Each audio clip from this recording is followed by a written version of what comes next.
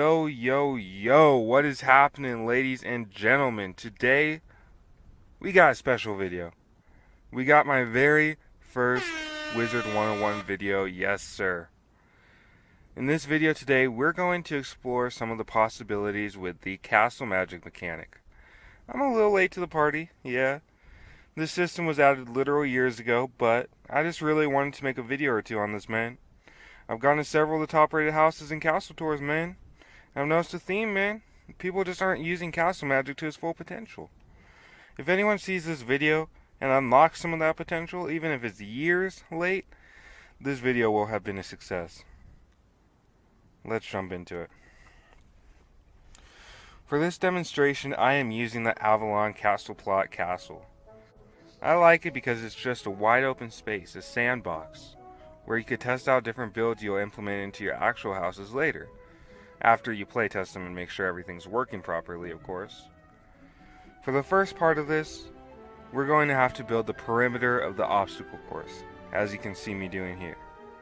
I'm using castle blocks, but you could use cattle fences, you could use fence segments, you could use stone wall segments, stone barriers would be nice for a Marleybonian themed death run, anything that acts as a barrier from the obstacle course to the rest of the house. Now that we've set that up, we need to add obstacles. Because what is an obstacle course without obstacles? I'm using Aztecosaurus Stellas. 1, because they're cheap, and we're going to want a lot of obstacles.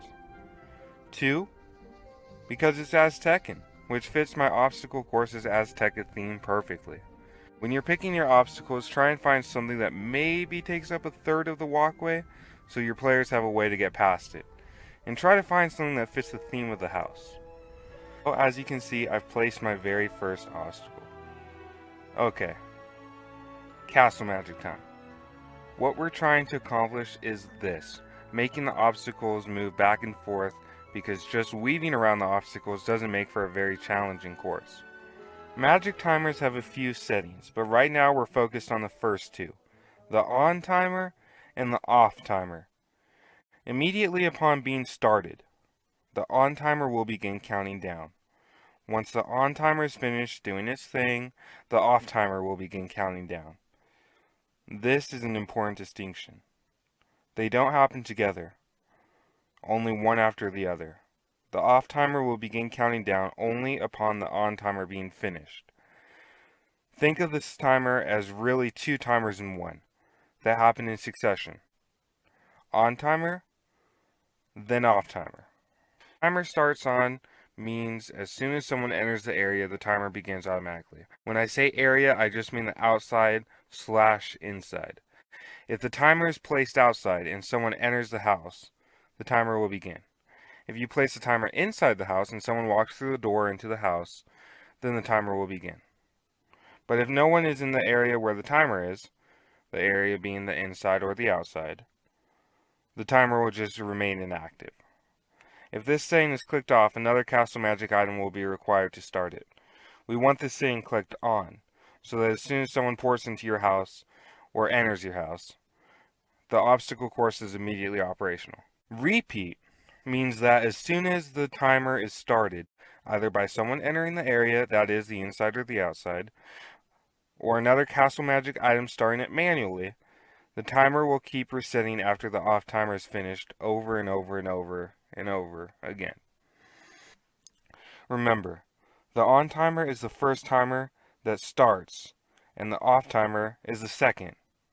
So if you have repeat on, the pattern goes on, off, on, off, or first, second, first, second, first, second. We want this clicked on, so that the obstacles don't just move once and then never move again. Display on screen is pretty self-explanatory. This means that at the very top of the screen, you will see the timer counting down, whether it is the on timer that is currently counting down or the second off timer. The on timer duration and the off timer duration all mean how long either one will take to count down before whatever spell you've put into the corresponding one will begin. Now that we know how a timer works, time to make this shit move. I'll come out with a video later on how to make things move at varying distance, but for this particular course, we're going to want to move the objects 250 units right or east, then 250 units back, so west. The reason I want to move the object right first is because this particular Azteca Stela is along the left wall of the obstacle course. If it moves left, then right, it will move outside the obstacle course wall and then back to its starting position. Obviously, that's not ideal. We want it to move within the obstacle course's boundaries. So east, then west. So right, then left. Now, I've tested it. It takes approximately 3 seconds for an object to move 250 units. That means the on and off timers should both be set to 3 seconds. Here's why.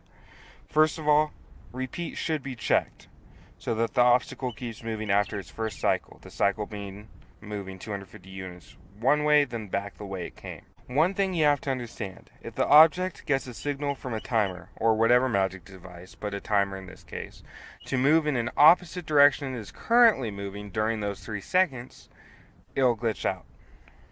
It'll sometimes stop completely, sometimes start to move in the new direction. It's weird. So by giving it its full 3 seconds before the next timer starts in the pattern of repeating we mentioned earlier, remember on, off, on, off, it will have a chance to go entirely one way before going the opposite. A full range of motion. So here's what it looks like. 1, 2, 3 on timer. 2, 3 off timer. 2, 3 on timer.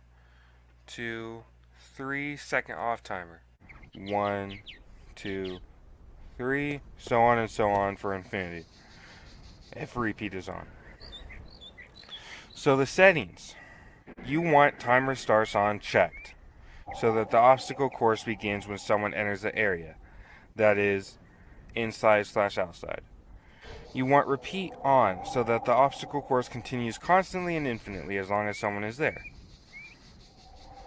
Display on screen doesn't matter. Up to you. And for the off timer and the on timer, 3 seconds each. For the treasure cards, because the Aztecosaur Stela is along the left wall, you want it to move right 250 units. Then, after the 3 seconds is up and the off timer begins, you want it to move 250 units left, back to its starting position.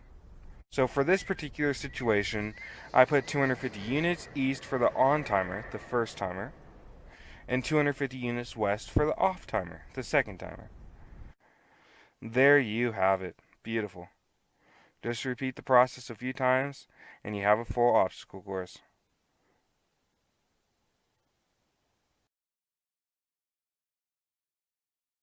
But wait. See the problem? Every Aztecosaur is moving parallel to one another, which makes for a pretty easy obstacle course. Also, the penalty for getting hit by an Aztecosaur Stela isn't exactly very penalizing. All you do is get stuck for a split second. So how about this? In my next video, I will revisit the obstacle course and let you guys know how to A, create varying distances the obstacles move, and B, how to make an obstacle, get this, teleport you back to the start every time you get hit by one. If that sounds good, be sure to subscribe for that next video. Until then, peace and love, and yeet! Michael out.